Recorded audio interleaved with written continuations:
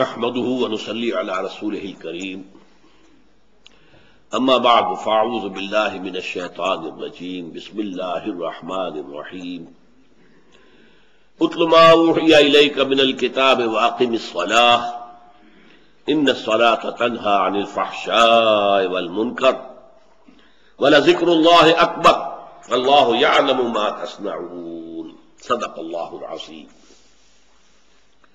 تلاوت کیا کرو اس چیز کی جو تمہاری طرف وحی کی گئی ہے اے محمد صلی اللہ علیہ وسلم۔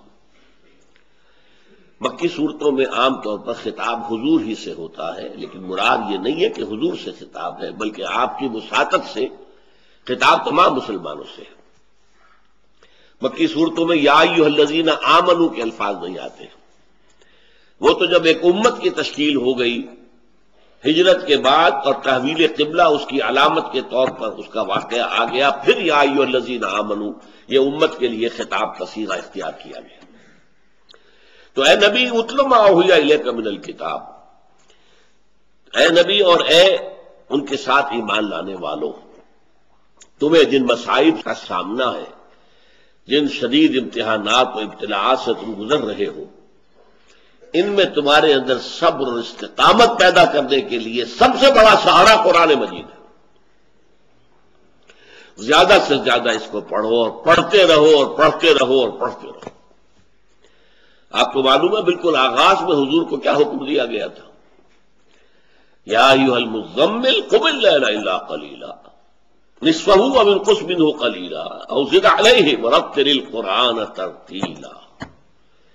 اے نبی جو بہت بھاری بوجھ آپ پر ہم ڈالنے والے ہیں، انا سنلقی علیک قولا ثقیلا، بہت بھاری بوجھ، اس کے لیے اپنے آپ کو تیار کر لیجئے۔ تیار کیسے کریں گے؟ ڈنڈ بیٹھ کے نہیں نکالنی ہے، یہاں پہلوانی درکار نہیں ہے، جسمانی پہلوانی، یہاں کیا ہے؟ وہ روحانی قوت جو قرآن مجید کی بنیاد پر وجود میں آتی ہے۔ لہذا راتوں کو آپ جاگتے رہا کیجئے سوائے تھوڑے سے حصے کے، یعنی آدھی رات یا اس میں سے کچھ کم کر لیں، یعنی تہائی رات، یا زیادہ کریں 2/3 رات۔ ورتل القرآن ترتیلا، اور پڑھتے رہیے قرآن کو ترتیل کے ساتھ، ٹھہر ٹھہر کر، رک رک کر۔ یہ اصل میں ترتیل ہے کہ جس سے کہ در حقیقت تاثیر جو ہے وہ جذب ہوتی ہے۔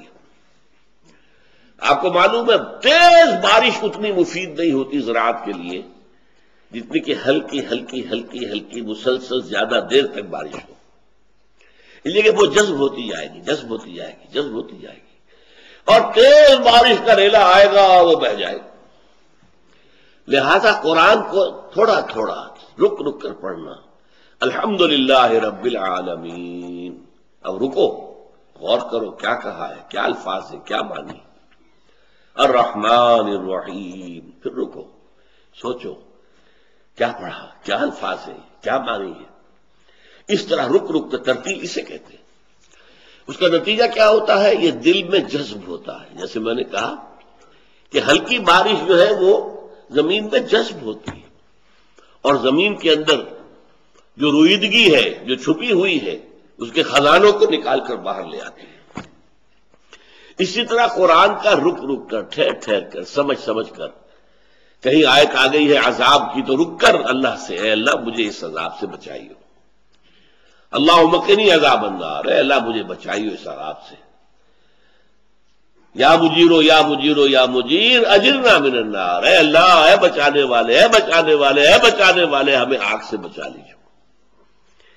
کہیں جنت کی دعا کا ذکر آ گیا، اللہم ارزقنا جنہ، اے اللہ ہمیں نصیب فرما جنت، اللہم ادخلنا فی جنتک، اے اللہ ہمیں اپنی جنت میں۔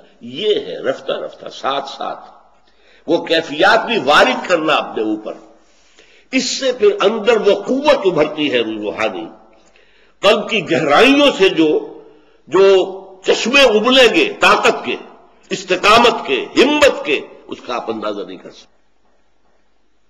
وَاتْلُ مَا أُوحِيَ إِلَيْكَ مِنَ الْكِتَابِ، جو کتاب میں سے تم پر وحی کر دیا گیا ہے اے نبی۔ اور ظاہر بات ہے کہ جب یہ صورت نازل ہو رہی ہے تو میرے اندازے میں لگ بھگ 1/3 قرآن نازل ہو چکا تھا. 2/3 قرآن مکی صورتوں پر مشتمل ہے، 1/3 مدنی ہے. اور یہ تقریباً مکی دور کے وسط میں سن 5-6 میں یہ سورہ عنکبوت نازل ہوئی. تو گویا کہ اس مکی قرآن کا آدھا تقریباً جو ہے نازل ہو چکا تھا. 1/3 قرآن بن جائے گا، 2/3 کا آدھا 1/3. میں یہاں پر اب آپ کو ایک اور بات بتاؤں. ہمارے ہاں قرات کا ایک فن ایجاد ہوا ہے. یہ بات تو پسندیدہ ہے قرآن کو ترتیل سے پڑھا جائے، اور اگر اللہ نے آپ کو اچھی آواز دی ہے تو زین القرآن باصواتکم، اچھی سے اچھی آواز سے قرآن پڑھیں، بلند آواز سے پڑھیں. آپ پڑھ رہے ہو، اگر آپ خاموش پڑھیں گے تو آپ کے کان جو ہیں اس کی لذت سے ان کو کوئی حصہ نہیں مل رہا. آپ آواز سے پڑھیں گے تو گویا کہ آپ کی زبان سے وہ الفاظ ادا ہوئے اور آپ کے اپنے کانوں نے اسے سنا بھی ہے. تو اس اعتبار سے آپ کا تاثر جو ہے وہ دو گنا ہو جائے گا، 2 آتشہ ہو جائے گا. لیکن ہمارے زمانے میں جس طرح سے قرآن کو ایک مقابلہ، قرات کا مقابلہ ہو رہا ہے، اور قرات کے اندر جو ہے پھر بہت تکلفات، اور اس کا معاملہ جو ہے اگرچہ اچھا تو وہ بھی لگتا ہے، اس میں کوئی شک نہیں. میں خود اس کا بہت ہی شوقین رہا ہوں، مصری قرات کا. اور آپ کے علم میں ہونا چاہیے مصریوں کا حال یہ، چاہے نماز نہ پڑھتے ہوں، چاہے روزہ نہ رکھتے ہوں، لیکن عبد الباسط عبد الصمد کی جو قرات تھی اس کے وہ عاشق تھے. کہیں محفل قرات ہو رہی ہے اور عبد الباسط عبد الصمد جو ہے قرات کرنے والا ہے تو ٹھٹ کے ٹھٹ لگ جائیں گے لوگوں کے. بلکہ کہا یہ جاتا تھا کہ جیسے ہمارے ہاں ایک ملکہ ترنم تھی جو فوت ہو گئی ہے، وہاں بھی ایک ملکہ ترنم تھی، ام کلثوم. تو لوگ کہتے ہیں جتنے لوگ اس کے ام کلثوم کے گانوں کے شوقین تھے اتنے ہی لوگ عبد الباسط عبد الصمد کی قرات کے شوقین تھے. تو ہے اس میں حسن ہے، لیکن یہ تکلف جو ہے پسند نہیں ہے، بغیر تصنع کے ہوں. میں بعض حدیثیں آپ کو سنا رہا ہوں. حضور نے ایک خبر دی ہے، اور یہ بخاری اور مسلم دونوں کی روایت ہے، کہ ایک زمانہ آئے گا کہ لوگوں کا حال یہ ہوگا یقرؤون القرآن، قرات کریں گے قرآن کی. ایک ہے تلاوت، ایک ہے قرات، وہ جو اب فن بن گیا ہے. ولا یجاوز حناجرہم، لیکن وہ قرآن ان کے حلقوں سے نیچے نہیں اترے گا، دل تک کبھی نہیں جائے گا، نہ دل میں داخل ہوگا نہ دل سے نکلے گا. یمرقون من الدین مروق السهم من الرمیہ، وہ دین سے ایسے نکل جائیں گے جیسے کہ تیر کمان سے نکل جاتا. یہ ہے فنکاری، فنکار. جیسے گویے فنکار ہیں ایسے ہی اس کو بھی ایک فن بنا لیا گیا. یہ اسلام میں پسندیدہ نہیں ہے. پھر قرآن مجید کی تلاوت کرنا، ایک ایسا شخص جو سودی کاروبار کر رہا ہے قرآن پڑھ رہا ہے. صاف فرما دیا گیا ترمذی کی روایت سے حضرت صہیب رومی سے، ما عمل بالقرآن من استحل محارمہ، جس شخص نے قرآن کی حرام کردہ چیزوں کو اپنے لیے حلال ٹھہرا لیا ہو، اس کا قرآن پر کوئی ایمان ہی نہیں. جب ایمان ہی نہیں تو تلاوت سے کیا فائدہ ہوگا. اور ایک سب سے زیادہ سخت روایت ہے، مسند احمد ابن حنبل کی ہے، اکثر منافقی امتی قراؤہا، میری امت کے منافقین کی اکثریت قاریوں پر مشتمل ہوگی. بہرحال اللہ اس سے تو بچائے، لیکن جو میں نے آپ کو صحیح طریقہ بتایا، ٹھہر ٹھہر کر اپنی اچھی سے اچھی آواز میں تجوید کا لحاظ کر کے کہ با کیسے نکلتا ہے، تا کہاں سے نکلتا ہے، ٹپ آف دی ٹنگ سے تا، ہا حرف سے نکلتا ہے، حمزہ علیحدہ شید، الف اور عین میں کیا فرق ہے، یہ چیزیں معلوم ہونی چاہیے. سین اور شین کا فرق معلوم ہونا چاہیے. اور اس میں انسان چھوٹا کاف اور بڑا کاف، قلق تو کاف بڑا جو ہے قلقلے کے ساتھ نکلے، اس کے ساتھ جو ہے یہ اپنی جگہ ہے. یہ تو جو بھی لوگ چاہے وہ عمریں ان کی 50 برس ہو گئی ہو، لیکن اگر انہوں نے قاعدہ یسرد القرآن کسی قاری سے نہیں پڑھا ہے یا نورانی قاعدہ کسی قاری سے نہیں پڑھا تو اب بھی وقت ہے پڑھو، تاکہ قرآن کو صحیح طریقے پر ادا کر سکو، ورنہ آپ نے عین کو حمزہ بنا دیا تو معنی بدل جائیں گے، بڑی ہے کو چھوٹی ہے بنا دیا تو معنی بدل جائیں گے، آپ کیا پڑھ رہے ہیں؟ اس حوالے سے، اور یہ عام طور پر ہماری مساجد میں جو ائمہ ہوتے ہیں وہ زیادہ اچھے قاری نہیں ہوتے، اس لیے کہ وہ عالم ہوتے ہیں، ان کا سارا زور گزرا لگتا ہے علوم پر، عربی زبان پر، لیکن جو آپ کے ہاں مؤذن ہوں گے، خادم ہوں گے، یہ ہوتے قاری، یہ عالم نہیں ہوتے۔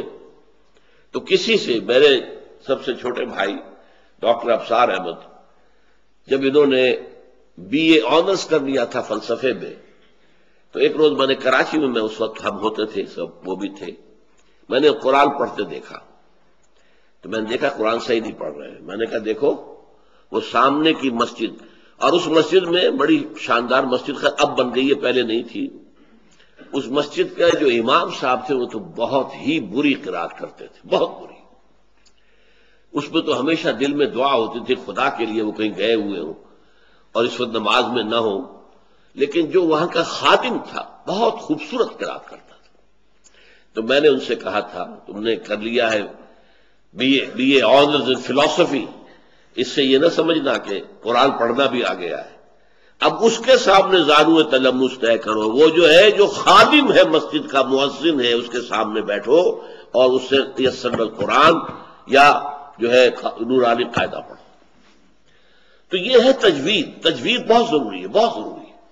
ایک ہے قراءت کے اندر خاص صنائی پیدا کرنا، خاص جس سے کہ لوگ خوش ہوتے ہوں، سانس لمبا کھینچ لیا ہے، اس پر نعرے لگ رہے ہیں، پھر یہ نہیں، بلکہ قرآن مجید کو ہم نے دیکھا ہے، جو استاد القراء تھے خلیل حسنی، وہ زیادہ لمبا سانس کرنے کی طرف جو ہے وہ توجہ نہیں کرتے تھے، ہاں آیت ہی لمبی ہے تو وہ لمبا چلاتے تھے تاکہ آیت کے ساتھ ختم کریں۔ قاری عبد الباسط سبز جو ہے ان کا تو یہ تھا لمبے سے لمبا سانس، اور اسی پر پھر نعرے لگتے تھے زیادہ۔ بہرحال دیکھیے، ایک ہے قرآن کی تلاوت، ایک ہے قرآن کی ترتیل، ایک ہے قرآن کی قراءت، میں نے ان کے فرق آپ کے سامنے واضح کی ہے۔ وَاتْلُ مَا أُوحِیَ إِلَیْکَ مِنَ الْکِتَابِ، تلاوت کرتے رہا کرو بطرز ترتیل، رتلہ ترتیلا، رتلناہ ترتیلا، اللہ نے اتارا بھی ہے تھوڑا تھوڑا کر کے، اسی طرح اس کی ترتیل ہونی چاہیے پڑھنے میں بھی، اس سے تمہارے اندر ایمان راسخ ہوگا، اور ایمان راسخ ہوگا تو تم ثابت قدم رہو گے، بڑی سے بڑی تکلیف، بڑی سے بڑی آزمائش، بڑے سے بڑے امتحان میں کھڑے رہو گے، جیسے کہ ابراہیم کھڑا رہا ہمارا بندہ، اس کے سامنے آگ کا الاؤ ہے، اسے اوپر کھڑا ہوا ہے، جیسے تیراک جو ہے وہ جو سوئمنگ پولز ہوتے ہیں اس کے ساتھ سٹیج بنے ہوتے ہیں، وہاں سے وہ چھلانگ لگاتے ہیں، اب وہ آگ کا الاؤ ہے، اور کہا جا رہا ہے کود جاؤ، اور کود گئے، بے خطر کود پڑا آتش نمرود میں عشق۔ عقل ہے محو تماشائے لبے بام، ابھی عقل تو کہتی ہوگی ابراہیم جان بچاؤ، اس وقت تو تم جو ہے کوئی توریہ کر لو، کوئی جھوٹ بول دو، جان بچانے کے لیے جھوٹ بولنا بھی شریعت میں جائز ہے، جان بچانے کے لیے وقتی طور پر کفریہ کلمہ کہنا بھی جائز ہے۔ حضرت سمیہ اور حضرت یاسر، انہوں نے کوئی کلمہ کفر کہنے سے انکار کر دیا اور ابو جہل نے انہیں شہید کر دیا۔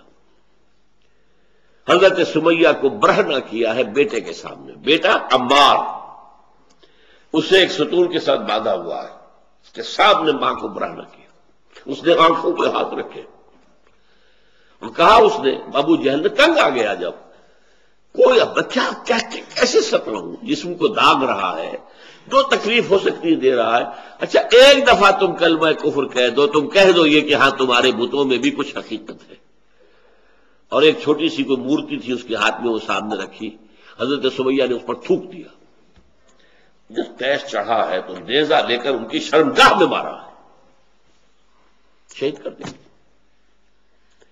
حضرت یاسر، ان سے بھی یہی کہا، ایک دفعہ بھی کہہ دو تو میں چھوڑ دوں گا تمہیں، چلو نہیں۔ پھر 4 سانڈ اونٹ مضبوط لائے گئے، چاروں کے ساتھ رسے بندھے ہوئے، ایک رسے سے ان کا ایک بازو باندھ دیا، دوسرے سے دوسرا بازو باندھ دیا، تیسرے سے ایک ٹانگ باندھ دی، چوتھے سے دوسری ٹانگ باندھ دی، اور اونٹوں کو دوڑایا تو ان کے جسم کے پرختے اڑ گئے۔ لیکن بیٹا جو تھا، اب دیکھیے بوڑھوں نے برداشت کیا، جوان بیٹا عمار وہ برداشت نہیں کر سکا، اس نے کلمہ کفر کہہ کے جان بچا لی۔ لیکن پھر اتنا صدمہ ہوا کہ اپنے آپ کو ایک ستون سے باندھ لیا کہ جب تک حضور آ کر نہیں کھولیں گے میں اب یہیں پر اپنی جان دے دوں گا۔ حضور کو اطلاع ہوئی، تشریف لائے کہ ٹھیک ہے، تم نے جو کیا، جو تمہارے والدین نے کیا وہ تو بہت بلند رتبہ ہے، وہ تو بہت دور چلے گئے کامیابی میں، تم نے جو کچھ کیا اس کی بھی اجازت ہے شریعت میں، یہ رخصت ہے، جان بچانے کے لیے کلمہ کفر کہا جا سکتا ہے، اور یہ سورہ بقرہ کے اندر موجود ہے۔ دل ایمان پر جمع رہے لیکن صرف جان بچانے کے لیے کلمہ کفر کہہ دیا جائے تو اجازت ہے، لیکن یہ کہ اس میں ڈٹے رہنا، ایمان جتنا ہوگا، جتنا یقین ہوگا کہ اگر اس سے مر جائیں گے تو سیدھے جنت میں جائیں گے، پھر خامخواہ کاہے کے لیے کلمہ کفر کہہ کے جان بچانی ہے؟ یہاں دنیا میں اور دن رہیں گے تو اور ستائے جائیں گے، اور مشکلات آئیں گی، اور امتحانات آئیں گے، اگر آج ہی بیڑا پار ہو جائے سیدھے جنت میں جائے تو اور کیا چاہیے؟ یہ یقین جتنا ہوگا اتنا ہی صبر جو ہے آپ کا قائم رہے گا، استقامت ہوگی۔ لہذا فرمایا پہلی ہدایت اتل ما اوحی الیک من الکتاب، دوسری ہدایت واقیم الصلاۃ، نماز قائم رکھو۔ اب اس وقت تک نماز 5 وقتہ تو نہیں آئی تھی، لیکن رات کی نماز کو ہلکا کر کے، پہلے تو یہ تھا وہی رات کی نماز 1/3 2/3 یا کم سے کم 1/3 یا نصف یا 2/3، یہ اونچا درجہ ہے، لیکن اس کے بعد اس میں کچھ کمی کر کے صبح اور شام کی نمازوں کا، فجر اور مغرب کی نمازوں کا اضافہ کر دیا گیا، فجر اور عصر کی، تو نماز کو قائم رکھو۔ ان الصلاۃ تنہی عن الفحشاء والمنکر، یقیناً نماز جو ہے بے حیائی کے کاموں سے اور منکر چیزوں سے روکتی ہے۔ اب کون سی نماز روکے گی؟ ہماری نماز نہیں روکتی۔ کیوں نہیں روکتی؟ ہماری نماز کی روح موجود نہیں، روح تو کیا دور آئے گی، ہمیں تو یہی پتہ نہیں ہوتا ہم پڑھ کیا رہے ہیں۔ It's a parrot like repetition, یاد ہے بس پڑھ دیا جلدی سے جلدی کیا ہو، اللہ فیصلہ۔ اور چونکہ اس وقت اس کا آپ کا ذہن جو ہے وہ اس کام میں مصروف ہی نہیں ہے کہ وہ سمجھے کہ آپ کیا کہہ رہے ہیں، لہذا خالی ذہن تو رہ نہیں سکتا۔ اس وقت آپ کے ذہن میں سب مسائل آ جائیں گے، دکان میں فلاں چیز کم ہو گئی تھی، مجھے خرید کے لانی تھی، فلاں معاملہ یہ تھا، فلاں جو ہے جو افسر نے وہ فائل کے بارے میں کہا تھا وہ ابھی تک تلاش نہیں ہو سکی ہے، وہ کرنی، وہ آ جائیں گے، اس لیے کہ دماغ جو ہے خالی نہیں رہ سکتا۔ جب آپ کا دماغ نماز کے اندر انوالوڈ نہیں ہے تو ویکیوم رہ نہیں سکتا اس دماغ میں، پھر وہ چیزیں آپ کی آئیں، اسی کے اوپر آپ کھڑے ہو کر زبان آپ کی پڑھ رہی ہوگی اور دماغ کہیں اور ہوگا۔ ایک تو وہ ہمارے ہاں کہاوت ہے کہ ہتھ کارول اور دل یارول، یہاں یہ ہے کہ زبان نماز کی طرف اور دماغ اپنے دھندوں کی طرف، تو وہ نماز کیا اثر کرے گی؟ لیکن نماز کی روح موجود ہو، اس میں حضور ہو کہ میں کھڑا ہوں، اللہ کے حضور میں ہوں، سجدہ کرے تو محسوس کرے کہ میں نے اللہ کے قدموں میں اپنا سر رکھ دیا ہے، یہ کیفیت نماز کی ہے، تو یقیناً وہ انسان کے کردار پر اثر انداز ہوتی ہے۔ اسی لیے آگے ہم چل کر جب پڑھیں گے تو آتا ہے وَاسْتَعِینُوا بِالصَّبْرِ وَالصَّلَاةِ، سختیوں کا مقابلہ کرنے کے لیے مدد حاصل کرو صبر سے اور نماز سے، جوڑ دیا صبر کو نماز کے ساتھ، اور اس سے تمہیں در حقیقت قوت حاصل ہوگی سختیوں کا، نامساعد حالات کا مقابلہ کرنے کی۔ وَلَذِكْرُ اللَّهِ أَكْبَرُ، اور اللہ کا ذکر تو بہت بڑی شے ہے۔ اب یہاں غور کرنا ہوگا ذکر کسے کہتے ہیں؟ ہمارے ہاں ایک بہت بڑی غلطی کیا ہے، ذریعہ ذکر کو ہم نے ذکر سمجھ لیا ہے، زبان سے کہنا سبحان اللہ والحمد للہ ولا الہ الا اللہ واللہ اکبر، یہ ذریعہ ذکر ہے کہ زبان یہ الفاظ کہہ رہی ہو اور دل میں یہ کیفیت وارد ہو جائے۔ ذکر کے معنی کیا ہے؟ استحضار اللہ فی القلب۔ یہ میں نے مباحث جو ہے سورہ آل عمران کے آخری رکوع کے درس میں، کہ جو ہمارے اس منتخب نصاب کے دوسرے حصے کا دوسرا درس تھا، ذکر اور فکر۔ فکر کیا ہے؟ ذکر کیا ہے؟ ذکر ہے استحضار اللہ فی القلب، اللہ کو اپنے دل میں مستحضر کر لینا، موجود کر لینا۔ اور فکر کیا ہے؟ استحضار المعرفتین لحصول المعرفت الاخری، دو حقیقتوں کو جوڑنا تاکہ تیسری حقیقت برآمد ہو جائے۔ منطق کیا ہے؟ الف برابر ہے جیم کے، الف برابر ہے بے کے، بے برابر ہے جیم کے، لہذا الف برابر ہے جیم کے۔ یہ تیسری حقیقت سامنے آ گئی۔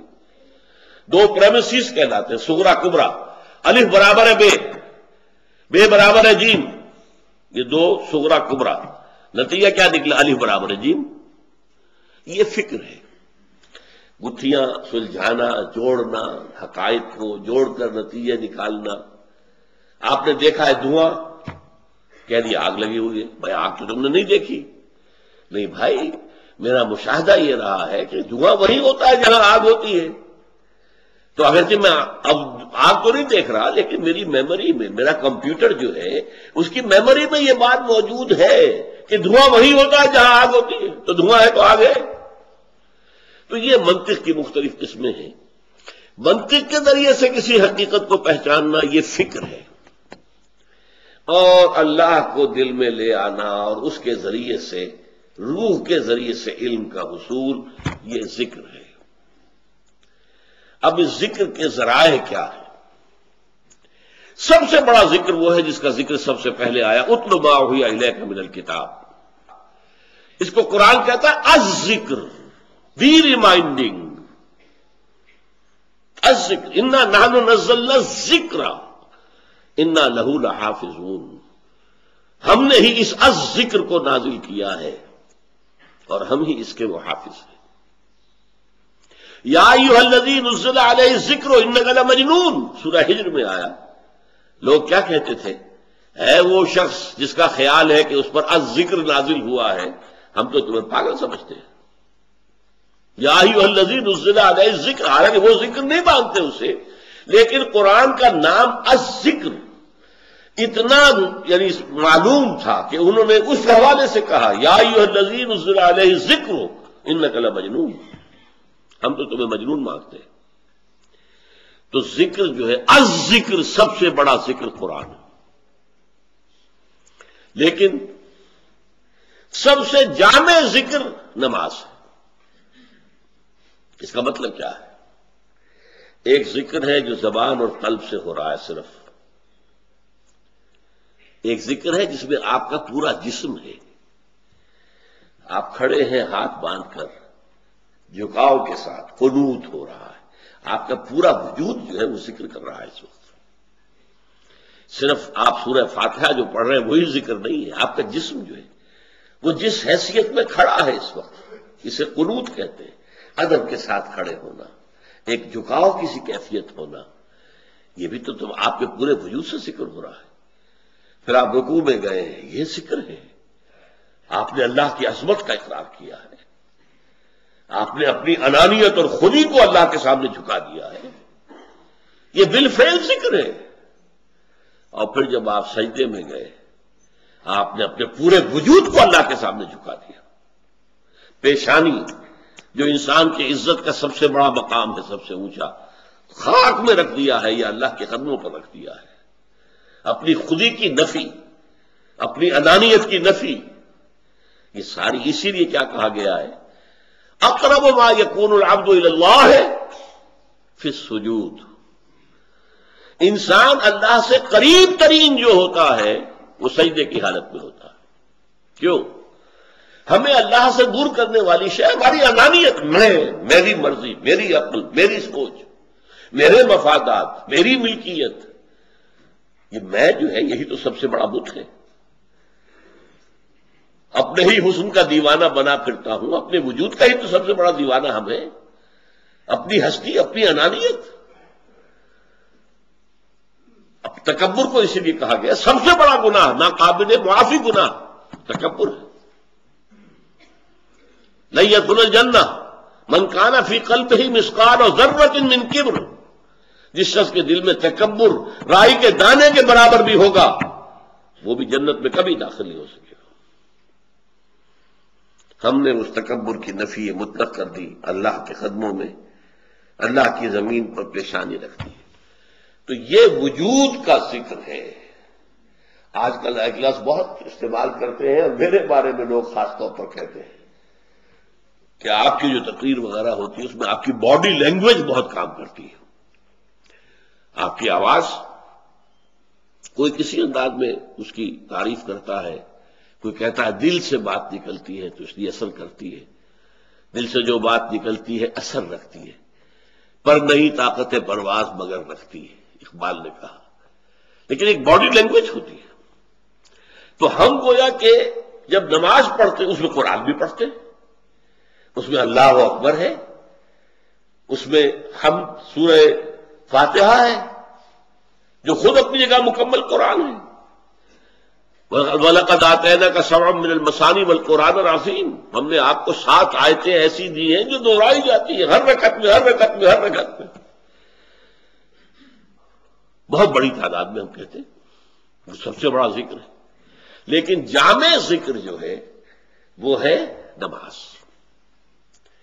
نمبر 3 ایک ذکر کی اور کیٹیگری ہے اور یہ ہے دائمی ذکر. دائمی ذکر کے لیے جیسے قرآن کہتا ہے الذین یذکرون اللہ قیاما وقعودا وعلی جنوبہم، کھڑے ہوئے، بیٹھے ہوئے، لیٹے ہوئے ذکر کرتے ہیں. یہ ذکر کون سا ہے؟ اگر تو آپ ہر حال میں ذکر کریں گے تو کام کون سا کریں گے پھر؟ نہیں، دنیا کا کام بھی کرو، ذکر بھی کرو. سونے لیٹے ہو اللہ کا ذکر کرو. دعا وہ مانگو جو مسنون حضور مانگتے تھے. دعا مسنون ہے، اللہ سے مانگ رہے ہو، اللہ سے تعلق جڑ گیا. اور وہ مسنون الفاظ وہ حضور کے ہیں، حضور سے تعلق جڑ گیا.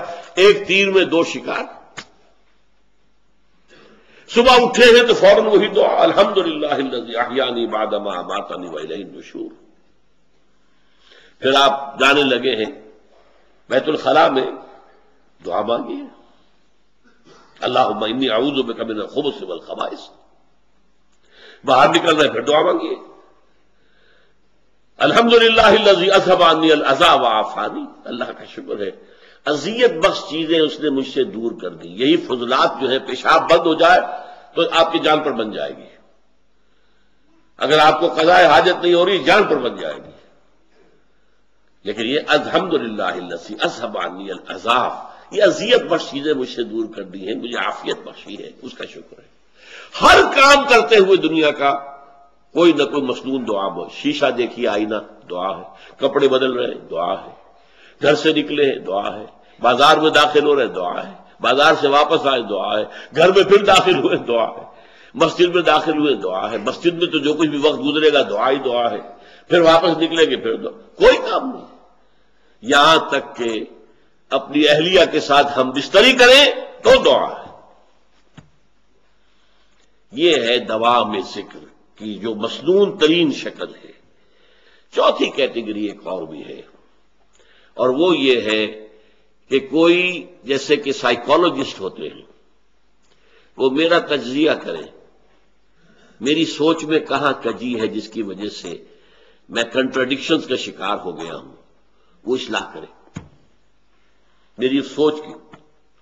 اسی طرح کوئی ماہر امراض قلب، ماہر امراض نفس، وہ دیکھے آپ میں اس میں مال کی محبت زیادہ ہے، لہذا وہ آپ کو ایسی آیات بتائے جن سے کہ مال کی محبت کم ہو. اس کا ورد کیا کرو بھائی، اس کا ورد کیا کرو. جاؤ اس آیت کو پکاؤ، یہ مولانا احمد علی رحمۃ اللہ نے کہا تھا، پکاؤ اس کو، جا کر پڑھتے رہو پڑھتے رہو. تو یہ پی کال ہوگی، پرسن ٹو پرسن ڈفر کرے گی. کسی میں شہوت کا زور زیادہ ہے، کسی میں کچھ اور ہے، کسی میں شہرت کی طلب زیادہ ہے.